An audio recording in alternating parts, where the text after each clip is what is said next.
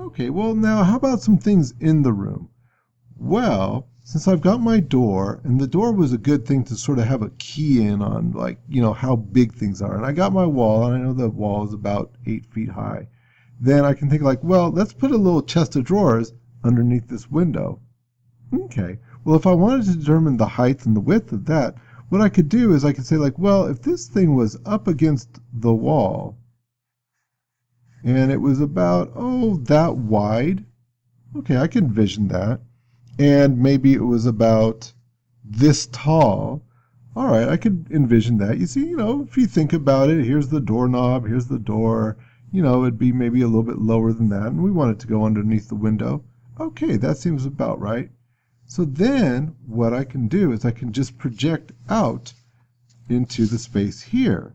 Okay, so here's my vanishing point once again, and I'm just going to project this line out here, and another one right here. Once again, I would never draw this dark if I was making a finished drawing. Okay, so there's another line there, and another one here. Cool. Okay, so, but I didn't want it up against the wall. Well, that's easy. I can really just cut it off anywhere along here.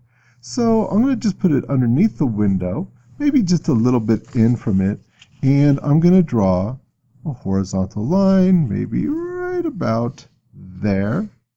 That seems good, so that's in from the window a little bit.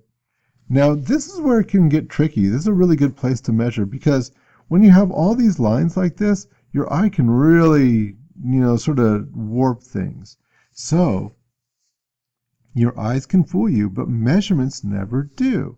So I'll go from the top right here, make a little mark right along the edge of my paper, and then I'll do the same thing right over here. See? Okay, do I have that? Okay, well actually mine was pretty good. But check yours, because it would be really easy to get this skewed one way or another because of these lines here. Okay. And so then if it was here, then if I can just come straight down. And so sometimes when you have a corner like this, make just a little dot where those come together. It'll be more accurate. It's a good technique right there. And so once again, if I just come straight down, trying to just make everything in parallel. If I wanted to check that, I could go here, and maybe right about here. You see, I'm pretty good. Pretty good. It went in a little bit, but not too bad. All right. Now, before I go any further, I'm just going to go ahead and erase these. Get rid of those construction lines as soon as you don't need them anymore, because, once again, things will get really messy really fast if you don't. So, how far forward does this come? Well, I don't know for sure, but I'll just have it be, in from the edge of the paper here, as if it was in from the window, just like it was over here. And I'll just kind of arbitrarily say, like, okay, right about here.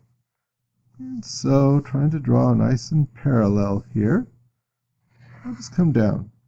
Once again, if I want to check, here it is, right here, edge of the paper.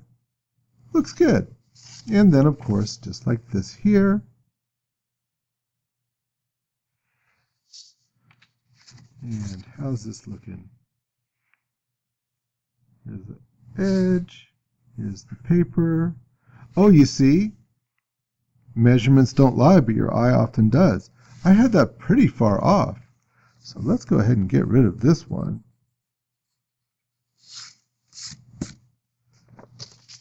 And make a more accurate line right there. And that's better for the lesson anyways, because then what it does is it gives you this edge right here. And in that way we can really see where the end of this little cabinet is. You see, so here's this box here is the same as that original box back here, just in perspective.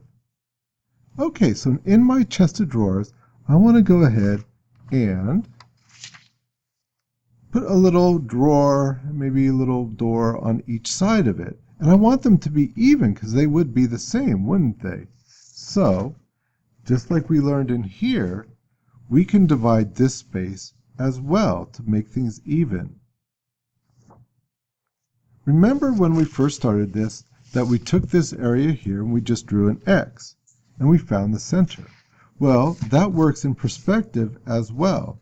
So on this little cabinet right here, what I can do is I can just go from one corner to another and draw an X. Just like before, I don't have to draw from corner to corner, just make it about in the middle. Gives me less to erase.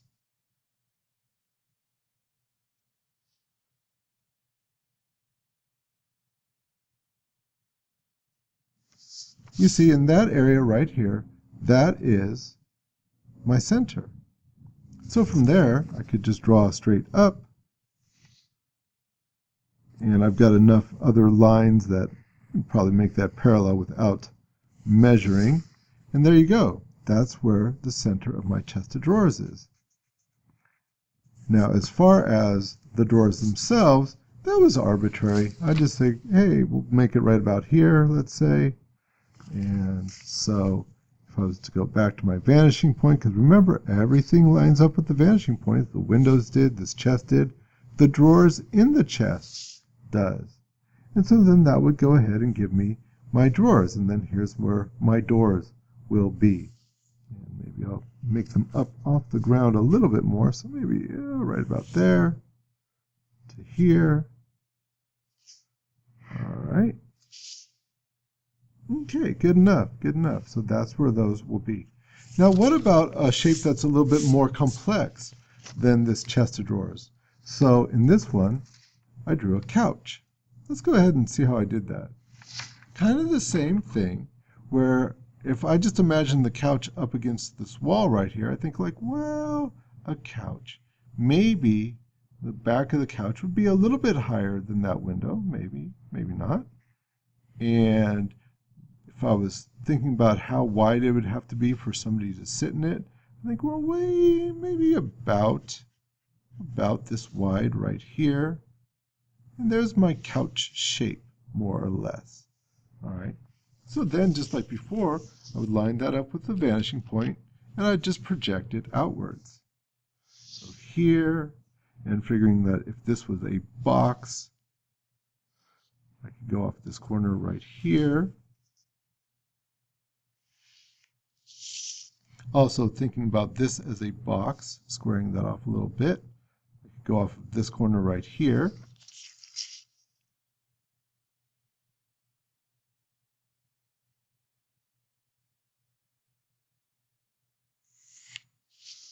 And let's see, maybe right here where the cushions come together, thinking about that as a point, I'll go from there.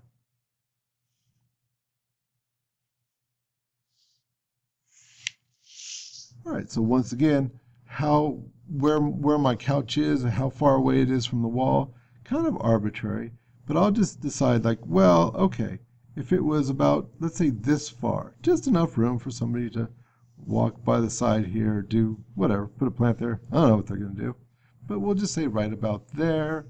Okay, that's where my couch would be, more or less. And so, once again, the observational drawing really helps, because how do you know what a couch looks like? Well, have you looked at a couch? So just check out. Like, I kind of looked at a couch that I've got in my living room. So I said, okay, well, it's got kind of an arm area here. All right. And so then, of course, the arm would go back, wouldn't it? And so if the cushions, let's say the cushions started over here, okay, then they would end up somewhere over here. All right. And then maybe the back of the couch is just going to mimic this here. It would come out a little bit. And there you go. You see, I've got my couch shape already forming up. And let's say I've got cushions. Heck, I'm just going to use the same line that I made for the floor right here. I'll just recycle that line. Gives me one last line to deal with. that's pretty good. And you can see how the couch is already starting to make itself right here. Okay, before I go any further, I think I'll just go ahead and erase the lines that I don't need. Okay, so now we've erased those lines, you can really see the couch a little bit clearer. And just like I divided this one up over here, I could do the same thing for the couch. So let's say it's, what they call a love seat. It's just got 2 cushions. And I'm gonna just sort of arbitrarily make the end of the couch right about here, maybe just slightly off the page or something like that. And I say like, okay, well, if this was a cube, right, a box shape, just like we had originally made it here. And so if this was the edge, I could take the one edge down to, let's say right about here, just a little bit off the page. And then if I say like, okay, here's the other line, and just a little bit off the page, the same as before. Right about there, you can see that right here, that's where that X was. We had a point that was over here, we had a point over here, and it was the same thing as what I'd done over here. So once again, I could just go straight up from there, and that is where my cushion would be. And that's how I'd divide that in half. Probably further back than what you might have thought. So there we go. We've got a structure for this cabinet and for the couch, but it seems a little bit barren here. So I'm going to go ahead and put a coffee table. Alrighty. So in here, got this little coffee table right here, and it even has an extra little place down here. There's a couple of lessons to learn in this one. So like with the cabinet and the couch, what I'm going to do is I'll start off by creating an area up here. I say, okay, well, if here's where the couch is, and you can see like my old space of where the couch would have been, and maybe the coffee table is just a little bit lower than the couch. That makes sense, and it's about that far away, just enough for somebody to put their feet up, maybe. And so then I can just project that out from there. So just off this corner right here, the vanishing point, and from here, from the vanishing point, and here,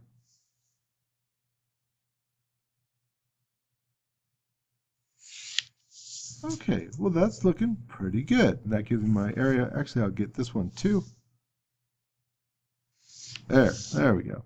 Okay, and so I figure like, well, where is it exactly in relationship to the couch? Well, maybe, it'd be in a little bit from the couch's edge here. So I'll just say like, okay, if this is where the couch is, maybe something right about there, right about in from the edge. And then maybe here's where the other edge of that couch is, so I'll just put it right in about so. If I say like, okay, here's where it is, I'm going to go ahead and make a little box of where that coffee table, the space that it would take up. Right about there and right about here. So that would be where my coffee table top would be.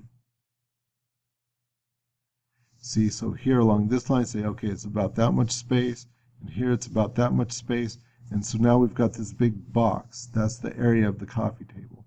All right, I'm going to just go ahead and reinforce this right here. Okay, so with a lot of the lines erased, we can really see the area that this coffee table is going to take up, and it seems about right, next to the couch and everything else. So, but the coffee table has kind of a complex shape to it, doesn't it? It has this second little shelf underneath. Okay, and the legs are kind of set in a little bit. Cool. These are the lessons that we're going to learn on this. So first off, once again, that whole thing about dividing the space into half, that's going to come in really handy right about now. So if I was to go from edge, or I should say from corner to corner,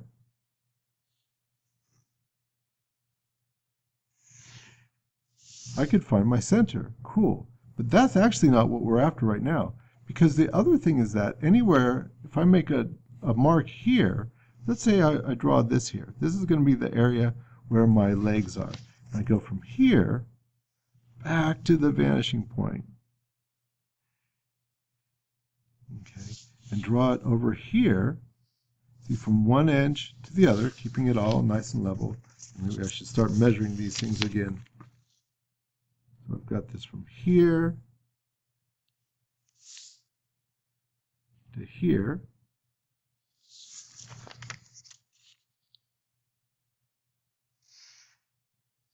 And then from here, maybe draw a dot sometimes where those points come together, where those lines come together. That'll make it a lot more clear. And back to the vanishing point here. And then, see, here's an area and here's an area wherever they cross that X. So here, there you go. And so you can see, let me clean that up a little bit, make that a little bit nicer. You can see that we've got a rectangle within this rectangle here, right? So here's the outer one, here's the inner one, and they're all the same. Because of that X, we just hit those points, and it gave me an area within it that had the exact same proportions all around, but in perspective. Okay, cool, Mr. Coon. Well, what are you going to do with that? Well, watch. So if I wanted to put the legs in a little bit, I could say like, oh, okay, well, each leg is going to take up an area that's about this far in from the edge. Okay, cool. So I could just go straight down from there. All right. And that puts them all inside that. Now, how far down do these go? Okay, let's see how you'd find that length right there. So this is the bottom edge of the box that we've drawn for this table. And so we know that if we go over here to the edge, just like we did with the window, we can find that same height, right? In this place, the same distance forward. So here to this edge and down. Now in, see, look at that. And that's given me where those are in space. So I just put these right back here, right here. See, there's that, right there. Same thing over here. I can just go from here to the edge, to down, and then over. And so then I know here is going to be right to the inside of that, here's right to the inside of that, and boom, I've got those legs just where they need to go. That's kind of cool, huh? Alright. Just finished drawing the top here, just because, you know, things do have a thickness to them. And I could even come back here. Once again, everything goes to that vanishing point. So I've got that nice edge here. Okay, let's get rid of the things that we don't need. So you see, we basically have our table there with our little legs going in. But we can do one more thing. Check this out. So if I wanted another little shelf underneath here, then all I'd have to do is say like, okay, here's about the center of this, and here's about the center of this. Just going nice and parallel. Nice and horizontal parallel right there. And look at that. I just go from there, once again, back to my vanishing point, and right about to the center of that leg. And here. This is going to go back. And you know what? It'd go to the center of this leg, but we're not even going to see it unless it's a glass table. So I'm not even going to worry about it. Here, just over. And there it is. We've got that extra little shelf in there. And it really wasn't as complicated as what you'd think. Okay, so now like I had said at the beginning, maybe as you were following along, you drew darker than maybe you would have, could have, should have. And your lines are dark and you've got a lot of erasings and stuff like that. Well, you know, one thing you can do is you can just take another piece of paper and put it over the top. This time, having your lines really dark is kind of an advantage. So there, I've got everything lined up. I know that all the measurements and all the drawing and all the everything is accurate on this one. I worked out all my stuff on this one here. So when I go ahead and trace it on this one, it's all worked out. I don't need any of those guidelines anymore, and I can start making a nice, clean, perfect drawing like what we'd like to have. Here again, I might take the tape, and after I get just a little piece of tape, maybe put it on some cloth, my sleeve, or my pants, and that will get just that little bit of lint on there, make it less tacky, less sticky, and it will have less of a chance of tearing your paper. So you can see the tape takes up only the smallest little edge on the corners. You don't need a whole lot of it just to hold your paper down. Now I can go ahead and retrace all my lines. Okay, so you can see now that I've traced the drawing out, and you might be able to tell that I didn't use a ruler when I did it because I kind of like the hand-drawn lines. I find them to be a little bit warmer. If you like the nice, clean machine lines that are made with a ruler, go for it. That's just your artistic choice. Okay, so in the next lesson, we'll concentrate on forms, details, shading, shadowing, textures, etc. And we'll turn this into this.